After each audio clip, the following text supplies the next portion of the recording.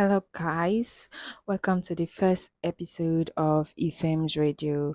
My name is Joy Ifebuche, and Ifebuche, that's where I derived the name IFEM. It's nice to be here. I'm actually I'm a writer, I'm a UI/UX designer, and also I currently a data migration specialist. So this radio, it's actually where I it's a space that was born out of need for myself and need for others, because I kept getting questions on, okay, I just finished school and I'm confused about what skills to learn. I'm confused about what to do. I've been searching for a job. I did not get anything I want.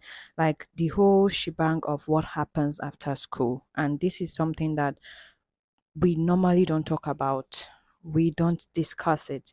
We don't discuss that final year moment, that moment in your final year where you are actually trying to get out of school, but you are confused. Okay, after this, what next? I mean, it's not everybody that already has a job waiting for them outside school. It's not everybody that already has a family that has secured certain things for them. Some people have to come out and struggle and begin to learn or relearn, because the Nigerian system currently is where you go to school, you study something, you come out, the thing you study, you can't apply it anywhere. I mean, aside from those studying medicine or pharmacies or those kind of professional courses. So, for example, other courses that are like non-professional, for me, I believe all courses are the same, but they have these terms of non-professional courses whereby when you come out of school, you don't really get a job that's in relation to your course. You have to start looking for something else to do, especially in a country like Nigeria. So the whole situation of, okay, what do I do when I come out of school? How do I survive? How do I take care of my needs? Because this is the one of the biggest reality is that once you're done with school, there's something like they call washing of hands. It's like your family washes their hands off you. Like, you are now responsible for your life. You are responsible for yourself. So you have to go out there and start doing things for yourself. And then you come online, the social media, you hear, oh, do this course, take this course. I think this thing is particularly mostly in tech. So you hear people say, oh, take this tech course, take that tech course, oh, this will help you, you earn in dollars, you earn in this. And maybe you are not suited for that. That's not your whole stuff. But because the pressure, the trend, everyone around you is doing it. So you are like, okay, since I've just left school now, and maybe you are not ready for the National Youth Service yet, or even if you are ready for the National Youth Service, you still come out from the youth service and then you are still looking for what to do, because most times the posting is not favorable. You are posted to schools to teach, and it might not even be related to what you studied. And then those schools you're going to teach, the salary range is not something that can help you after the youth service club. So you still have to come out and start looking for what to do. So you have to start thinking of, what is it that I really want to do? And for me, I would say this thought is supposed to start in your final year. That moment where you're going through the process of writing your final year project, you're going through the process of defense, you're going through the process of the whole passing out and all. But it doesn't happen because most times we are focused in the moment, like the things happen in the moment. Our attention is how to enjoy these last days of school. So it doesn't dawn on you until a few months after school, even after graduation, and then you realize, okay, what do I do? I face this. I I focus on my uh last days of school so much. I wanted to make it memorable. I wanted to do everything that I wasn't able to do all the years, trying to study and see if I can make first class, because the goal was first class if mistake happen, second class, and mistake happen, second class. So I still did between the two grade range that I actually put for myself. So I didn't really have time to enjoy school. I mean, they say school should pass through you. School didn't pass through me. My life was a triangle kind of life, from lecture back to the hostel, hostel to church. That was it. Like I didn't go to parties, I didn't hang out. I had friends. The only time we talk or anything was inside the hostel. So I didn't really experience it. But in my final year, I wanted to experience a lot of things. I was focused on really, really enjoying my final year. I did all the activities that needed to be done, and I even also tried, like, wrote my project work myself. I liked the process, and I think that thing I did prepared me for what I eventually started doing after school, because then a lot of people were paying freelancers to write that project because of time. You have to also study for exam because everything was kind of on a close range. Everything was just jam packed, like as if there was no time for you to even do much. But we still tried to do it. So at that time, it wasn't on my mind of what I would do after school. Funny enough, I had a job in my third year that I actually had to leave in my fourth year because my fourth year was jam packed. There was no time. So I couldn't be handling a job and still be going to school. So I had to leave that job. So it like when I left the job, I felt like okay, if I come out, it would be easy to get another job, right? If I could get a job while in school, I could get another one. But that wasn't the case.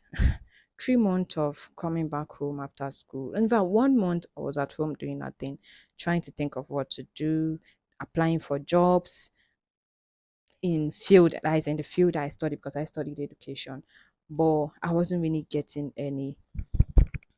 Some schools were like, okay, you have to have your NYSC already. Like you must have done your NYSC. And at that time, I haven't even gotten um my certificate from school because we have not done our graduation at that. But I just finished, like we just finished writing exam. But I was still thinking of what to do if while I was in that fix of trying to get a job. I just thought to myself, okay, why not prepare myself for eventuality? And another thing is, I've always kind of known about it, but I didn't realize it on time that I'm not a 9 to 5 person. I hated 9 to 5. Not that it's bad, no, it's just, it wasn't my thing because when I eventually, in fact, there was a job I even went to write an exam for. I passed the exam. The only stumbling block was they asked if I've gone for my NYC. I said I haven't. I just finished school. So they said they were looking for someone, those who have finished their NYC. I said fine, but it didn't stop me. I continued looking for one until I actually found one job. But in that process, I was looking for other things that could be giving me money because as a girl I needed money. So what I did was since I told myself, okay, since I was able to write my project myself, why not, since they are actually students looking for people to write projects for them, I could actually put myself in there. So I called someone back in school and I was like, okay, in case anyone is looking to write project, I'm available, I can do that, and I'm a writer. I mean, so the person was like, okay, she didn't reach out to me like for months. It was actually when I've gotten the job that I got, and I also had to leave that job because I couldn't do it. I'm not a 9 to 5. I had to wake up 7.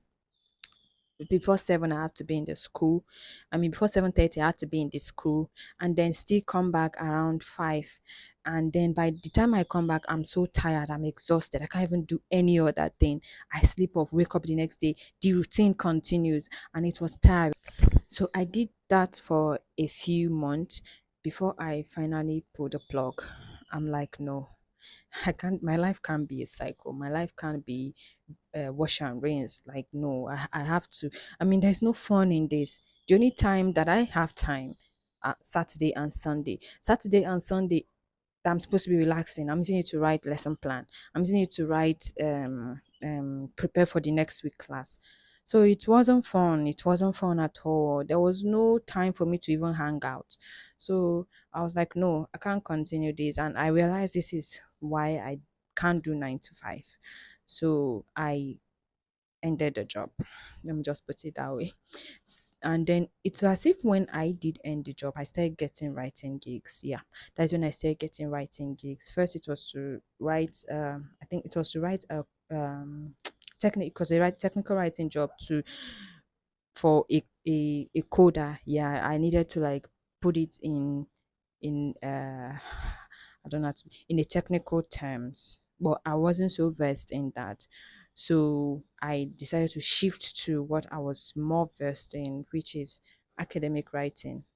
Like when it comes to academics, I'm good at it. So when I got my first project writing work, it wasn't so easy because it was also stressful. But one thing I loved about the stress is that I get paid upfront, and once I'm done with the job, I get paid a full balance. And there are times in a week, no, not let me only let me not say in a week. Let's say in a month, I'm making more than what I was making as a teacher. As in, like my pay, I was making more than what I was making a teacher, and I'm like, well, this is business. Like this is something that I have the time. I now have time for myself, for every other thing. I decide, okay, your work will be ready at so so so. And one thing I'm very good at is I make sure your work is ready at that time. So I was doing academic writing. I kept on doing it until then. You know how trends and talks, and then people are like, okay, you have to earn more, you don't have to put your whole egg in one basket, you have to learn other skills. So the desire to start learning other skills came in, tech skills. I even tried learning front end, it didn't work for me. I decided to go into something that I was passionate about as well, which was design. So I decided to start learning UI UX design as well, and also teaching people also, and it was working. But then I realized that there was one thing that was giving me more money, which was academic writing. Because this is it about following trends. What works for the other person might not work for you. And for me, to be a UI designer is like wanting to going back to 9 to 5. Because if I'm to like apply for a job, of course they want me to work 9 to 5, and I hate 9 to 5. So I told myself I have to drop one. I have to I have to actually focus on something. And yeah, I know academic writing is not every time, but at least it's once in a like once or twice in a year during the final year time. But then if I'm actually able to set this thing up, I think this is a good business for me. And while I was in that, but the thing is that I'm just saying it this as I'm telling the story now, and it's sounding really smooth. It wasn't smooth. The confusion, the headache, the depression that came from all these thoughts. Because I told myself, man, I have to make this money. Like if I want to go the right route, it's not going to be easy, but I have to do it. And I anything I have to do, I have to do. And so I was trying to learn up skills that were not really relevant to me, and they might even take up more time for me. I may not even be able to do academic writing work very well if I focus on those skills. So I was in a very, very bad state at that point, confused about what to do. Should I keep on writing? And you keep hearing people say, oh, writers don't make money and this and that. I was in a really, really, really bad state. And one day I just asked myself, if you die now, how many people will remember you? How many people even remember what you're doing? Everybody will move on, find another person, whether it's the UI UX people or is the academic writing people. They will find other people to do the job for them. You're gone, you're gone. So why stress yourself? Like this life is you came to this life to experience it, to enjoy it, to live it, to impact lives. So if you focus on all these problems of trying to because you're trying to make money and you're trying to follow the crowd, you end up giving yourself more depression. And in fact, I wasn't happy. There was no joy on this face. I was not happy. I was not looking good. So I was like, what's now the point? And the thing is, nobody prepares you for this. After school is, it takes a little bit of time for you to actually stand and like regain your sanity. Like, it's nobody talks about it, but it's not easy. It's hard. And I knew myself. Like, I not even I started forgetting myself. That was the number one thing that started happening to me. I started forgetting who I was, what I really wanted to do, the thing that made me happy. I began to forget those things. I was like a zombie on autopilot, just doing things to get money. And when I tried to put a plug on that and just focused on one thing, it gave me liberation. It gave me freedom. And the thing that made me decide to actually start doing this is, I think after I went through that process, a few months after, I got a call from someone. She was complaining bitterly. She didn't know what to do. Everybody's trying to tell her do tech, do this, do that. But her head is not there. That is not what she wants to do. And I think she just graduated and she hasn't even gone for NYSC, but she just trying to find something that fits her, something that she wants to follow, something she loves. And I was in a very good position to give her an advice then, because I've gone through the problem, I've gone through the whole shebang of trying to follow trend and do what other people want or do what other people think is going to give you money. I told her, my dear, you see that thing you love, find it, learn more about it, and do it better than those already doing it. There's something about doing what you love, enjoying what you love, because you put your soul and heart into it. And what sets you apart is when you actually upscale, upgrade. You're not just doing it like every other person. You learn about it. Learning doesn't stop when you quit school. Learning is a continuous process in everything you're doing, if in every work you're doing, you have to keep on learning about it.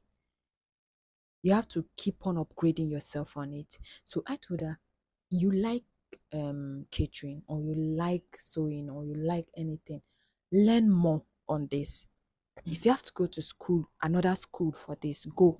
If you have to learn on YouTube on these things, learn on it. Then if you want to now use those tech things to like make your work stand out, then you use it.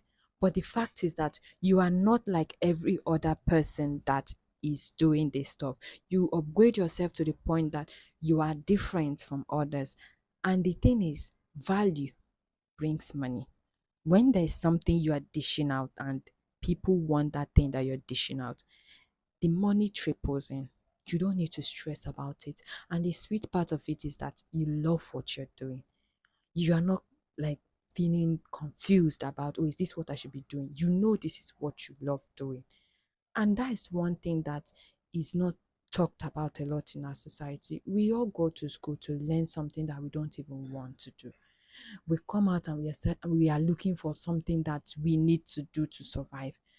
We don't even sit down to think of what is it that we want to do. It's I see it everywhere. Even in my younger ones that have not entered university, I'm seeing the same thing repeat itself. And I'm beginning to use now to tell them, please, if this is what you like doing, focus on it. If you're going to school, study something related to this. Even if you want to study all these professional courses, I go and study. But at the same time, we have YouTube, we have courses on the internet thing. Like, because I believe when God puts certain skills in your hands, though like skills that you didn't really learn at first, but you just found yourself doing it and you enjoy doing it. I feel like that is where your wealth is. That is what is supposed to give you wealth. You don't need to go out and start looking for more. There are people that are good at talking. There are people that are good at cooking. There are people that are good at sewing. They don't even need to go to sewing and they just know. There are people that are good at a lot of things, but then the society makes you feel like those things you're good at are not going to give you money. I know a lady who is so good at making shoes. Yeah, she was a shoemaker and she followed her passion. She didn't care what anybody was saying about a lady being a shoemaker. Shoemaking is making her millions of naira because did it, she learned it and she learned it well. She didn't learn it like the ones you're seeing carrying box outside every time. She made herself stand out in that skill. So there's no passion that doesn't have a fire that stokes it. But the thing is that we let that fire burn out. We don't even like we don't try to fuel it. We want to follow what's in trend. You without thinking this thing that is in trend, is it does it favor me? Can I do it? Is it my thing? Is it where God has led me to? And it makes me I think the next thing I'm going to talk about on this is identifying yourself. We don't identify ourselves. We can identify with others, but we do not identify ourselves. We don't even know who we are. We're just roaming from one place to the other, doing what we think works for us or what we think works for another person. I see a lot of people that are very intelligent and they go for their first degree and they just leave it at that. I'm like, no, if you have the brain for it, go for your masters. If you have the brains, go for your PhD. I mean, probably what you are meant to do in this life is to be an educator or be a very highly intelligent person that is a professor, teaching people about things that you have learned. Like people make money from those things. But when you don't even identify with what kind of a person am I? Who am I? What what is it that I really want to do with my life? That is where the whole confusion comes in. And a lot of us go through it. I mean, at the point where I was going through this, I thought I was having a midlife crisis, but I'm not 30. So I asked myself, how will I be having midlife crisis when I'm not 30? So the thing is, before school or after school, sit down with yourself.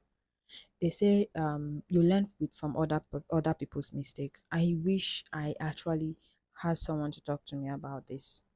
You sit down, like sit down and ask yourself, after this school, what is it that I want to do? What I want to do, not what others want me to do.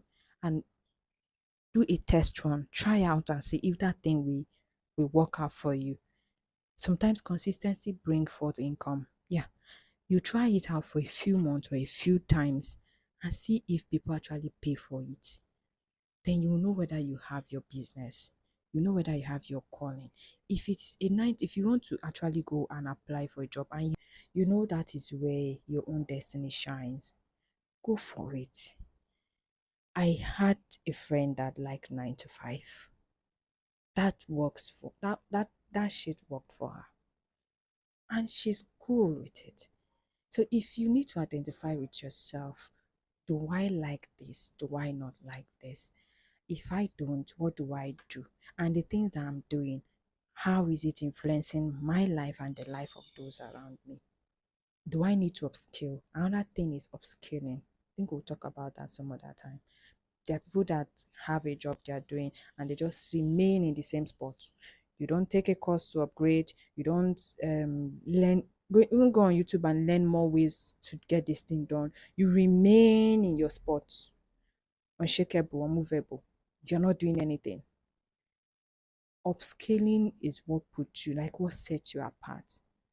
So the first thing you need to do as an undergraduate or as a fresh graduate is try to identify with yourself, what do I really want?